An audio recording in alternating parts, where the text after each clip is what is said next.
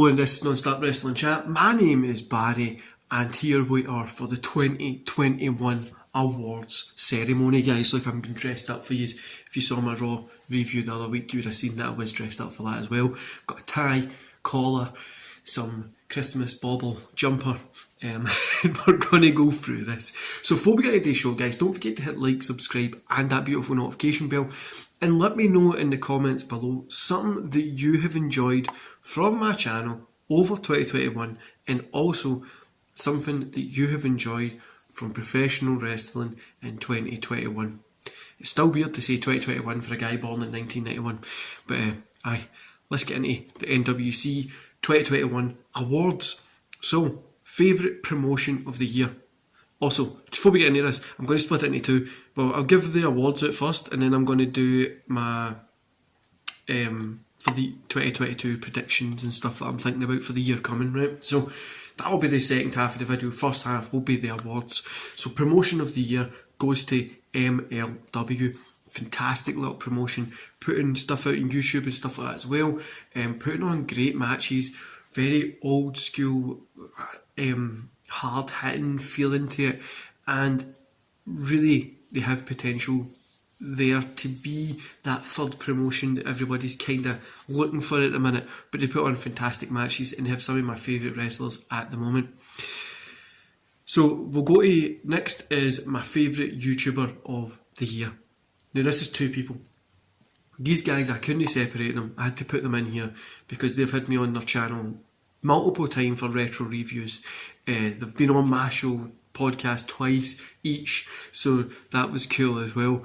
We've DM'd back and forth, we've talked about shit, we've just had fun, and they're always just sound guys to chat to. I'm trying to keep this down, by the way, so you can still see the fancy tie. I tried to get a Christmas tie, but I lost it. Anyway, back to the point.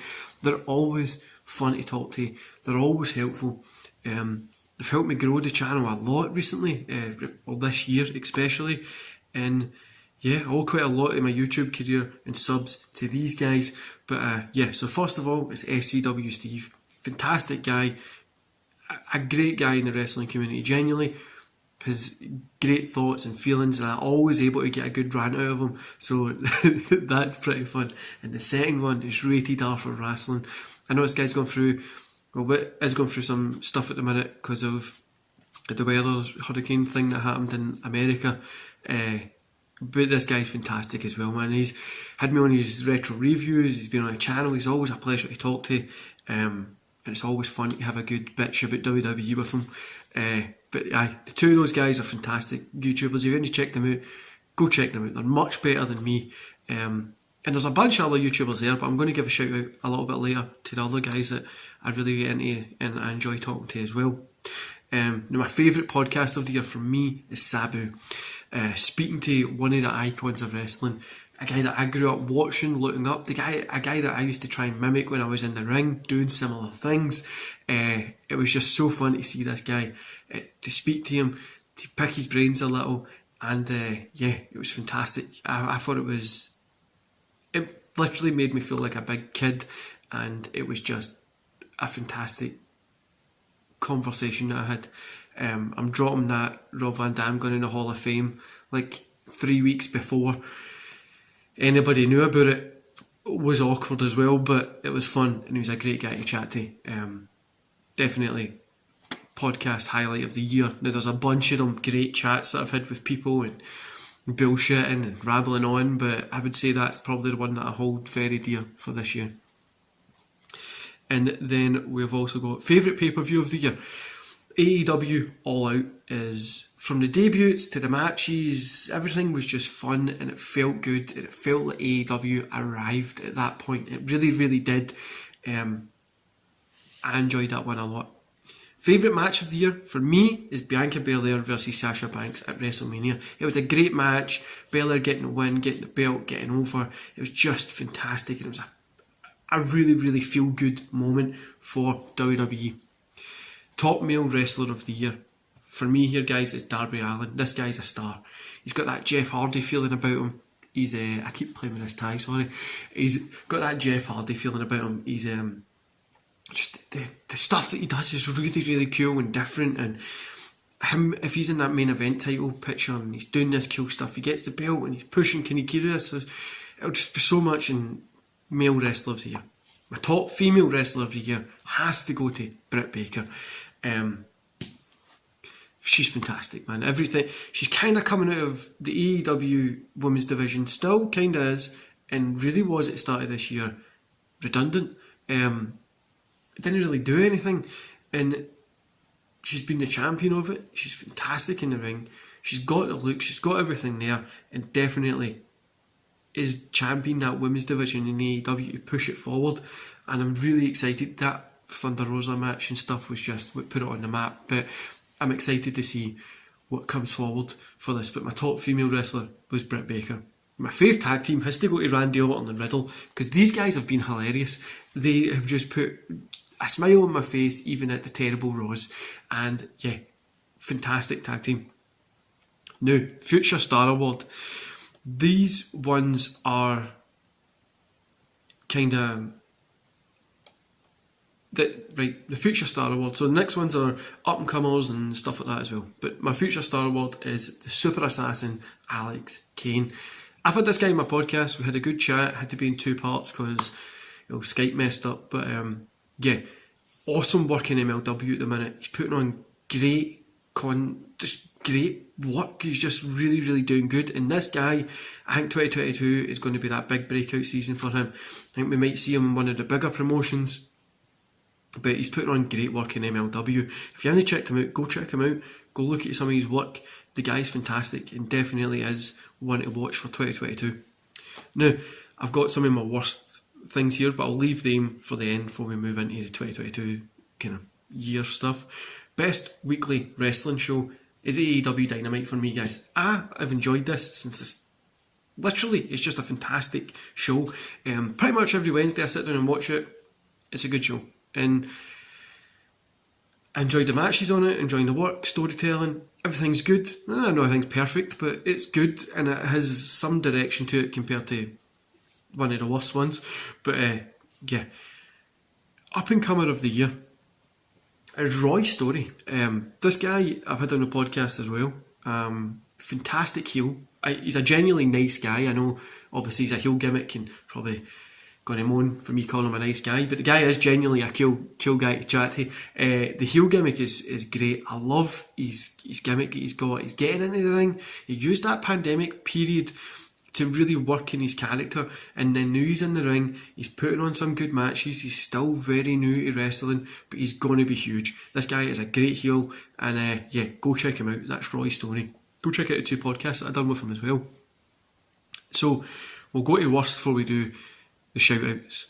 Worst match of the year: Damien Priest versus Miz in that godforsaken zombie fucking thing.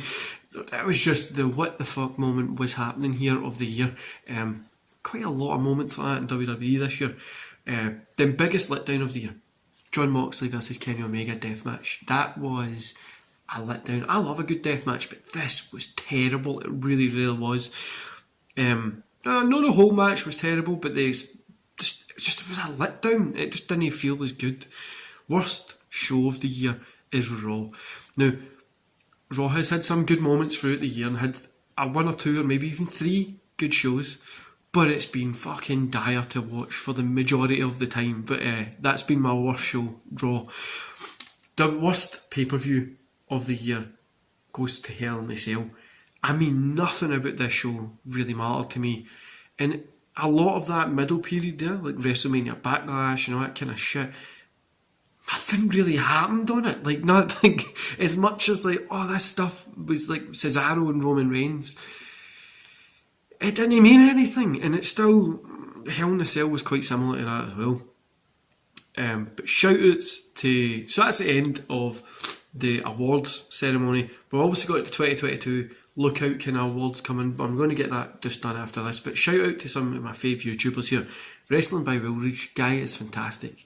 You've got GTE, who used to be called the Elitist, changed his name so you can show his face and still can't get used to it, but it puts out some fantastic content. We've got Mo, who I talk to over on Twitter, go check him out. He's got some cool stuff coming in 2022. Fantastic guy to chat to. Just a genuinely sound guy. There's a ton. I'm trying to go through a bunch before I come to my last little award there. Who else? Wrestling with Maniacs Mex is a fantastic guy. I don't even know what to say. Fantastic content, good production, just really, really fun. He's a fun person to talk to as well. And GG on Wrestling is another guy we have to shout out. Now, a big one that I shout out that I've only recently kind of delved into because of GG on Wrestling and Mex is Wrestle Things. Fantastic group of guys there, putting on great content, and definitely a fantastic wrestling show with a lot of shouting, which hopefully one day I can be on their show and we can all shout together because we all seem to like a good rant. So Wrestling Things, go check them out, guys. So my YouTuber who deserves more subs is a guy who I didn't shout out there, and this guy is a fantastic, he comes from India, he's fantastic, he's a cool guy to chat to, we DM all the time. That's Beyond the Ring podcast. This guy deserves to be up there with subs, more views, subs, Twitter followers, whatever you can do, give it to him. He's a sound person. He's a really, really fun guy to chat to as well. So we're moving to the 2022. I'll do like a wee Mirage thing because I'm not going to edit this. I'm just going for it. 2022 predictions. Royal Rumble winner, Damien Priest. I want this guy to get the win here because I think he really deserves it. The Royal Rumble female winner, Rhea Ripley. She should be getting another title run. Break her away from Nikki Cross. Get her away. Ash, what the fuck she's called. Get away from her and let's get Rhea Ripley back in that main event picture. Breakout star of the year is Thunder Rosa. I think Thunder Rosa is going to be huge in 2022. And she is a good star already. I feel like she's going to be getting that belt in AEW and she's going to take that women's division to the next level. Her and Brit Baker competing against each other is going to be fantastic. Star to look out for, again, is Roy Story. Definitely a guy to check out. And I think 2022 is going to hold a lot in store for him. Main event of WrestleMania, Damien Priest versus Roman Reigns in a stipulation match, ladder or something. But more than likely that's not going to happen. Will Roman drop the belt? For me, no. I don't want to see Roman drop the belt. I want to see him keep for another year. Let it get to the point that nobody wants to see him anywhere. He's that much of a heel. And he just decides he's still going to keep the belt and only turn up for pay-per-views. And he sits in the house and he puts up a promo, or he's on YouTube live doing shit like this, watching Raw live, bored out his nut. You know what I mean? The reason I'm not here is because I'm the champion, and that kind of shit would be fun. But anyway, I don't think another year would hurt Roman at all. I don't think it would hurt anybody. And it also gives WWE time to build somebody up to that point to come and take it from Roman. But knowing my luck, he'll probably drop it to Brock at day one, and then we'll get Roman winning the Rumble. Will WWE be sold? It's another question here. Yes. I think WWE is going to be sold to something like Amazon or I don't know, something like that, or they'll sell their rights onto them. And we're going to see it similar just the way it is, but everything will be done via like Amazon or Netflix or something like that. But those guys are probably more likely going to pick up than Disney, just to really boost their kind of the sports side of stuff, because these guys don't really have, like Netflix doesn't really have a lot of sports stuff and Amazon doesn't really have a lot, but they'll be able to boost it that way. And I'm leaning a little bit more to Amazon, but you never know. Disney could come in and get it, or it could be somebody else. Will AEW be a legit competitor to WWE in 2022?